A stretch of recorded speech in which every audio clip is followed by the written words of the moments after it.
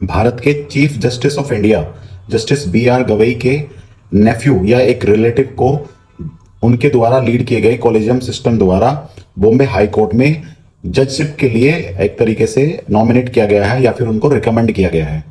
अब justice B.R. Gavai जो आज भारत के चीफ जस्टिस ऑफ इंडिया हैं, उनके पिता भी जो गवई थे उनके पिता, उनको भी पॉलिटिकल पार्टी और एक बड़े इन्फ्लुएंस के लिए जाना जाता था। और जस्टिस B.R. गवई के ऊपर भी कुछ लोग यह आरोप लगाते हैं कि उनको सुप्रीम कोर्ट तक का सफर तय करने में उनके पिता की कहीं ना कहीं मदद रही होगी।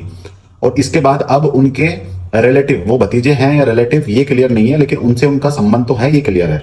मीडिया रिपोर्ट्स के अनुसार ये क्लियर है। कुछ मीडिया रिपोर्ट्स तो ये भी कह रही है कि वो उनके भतीजे हैं, नेफ्यू है।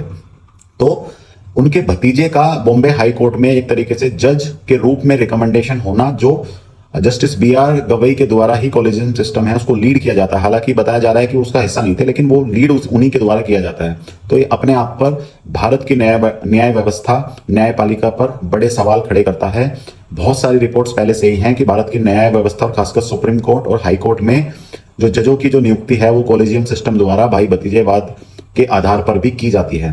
तो इस स्थिति में आज भारत की न्याय व्यवस्था है जहां पर इस तरीके के निर्णय कॉलेजियम सिस्टम द्वारा हो रहे हैं।